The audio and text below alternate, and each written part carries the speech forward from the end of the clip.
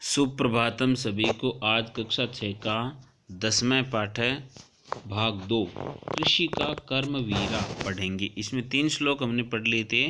आगे के 3 श्लोक, चौथे श्लोक में बताया है, गृहम जीर्णम न वर्षासु वृष्टिम वारितुम क्षम तथापि कर्मवीरत्वम कृषिकाणाम न नश्यन्ति। इसमें बताया है कृषक का रहन सहन। कृषक का घर गृहम जीर्णम न वर्षासु वृष्टिम वारितुम क्षमम।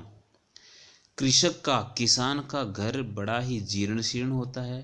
वह बरसात में वर्षा ऋतु में बरसात को रोकने में असक्षम होता है, अर्थात उसके अंदर बरसात का जल आता रहता है। तथापि फिर भी वह किसान कर्मवीरत्वम कृषिकाणाम न नश्यन्ति, फिर भी वह कर्मवीर किसान कृषि के कार्य से बिल्कुल अलग नहीं होता, कृषि का कर्म करता रहता है और लोगों का पेट पालन करता रहता है। तयो श्रमेण क्षेत्राणि सस्यस्य पूर्णानि सर्वदा धरित्री सरसा जाता या शुष्का कंटकावृता। इसमें कहा है तयो, उस किसान के परिश्रम के द्वारा, उस किसान की मेहनत से, क्षेत्राणि सस्य पूर्णानि सर्वदा, उसका खेत हमेशा खेती बाड़ी धन धान्य से परिपूर्ण रहता है, हरा भरा रहता है। ये उसकी मेहनत से ही होता है सब कुछ। धरित्री सरसा जाता, धरती बिल्कुल सरस हो जाती है, उसके अंदर अनेक प्रकार के रस युक्त धन धान्य पैदा होते हैं। या शुष्का कंटकावृता, जो बिल्कुल सूखी, बिल्कुल बंजर भूमि होती है, वह भी किसान के परिश्रम से सरस बन जाती है, वो कुछ ना कुछ देने वाली बन जाती है, अर्थात उसमें कुछ ना कुछ धान वो उसमें उत्पन्न कर ही लेता अपनी मेहनत के बल पे। इसी क्रम में आ गया साकम अन्नम फलम दुग्धम।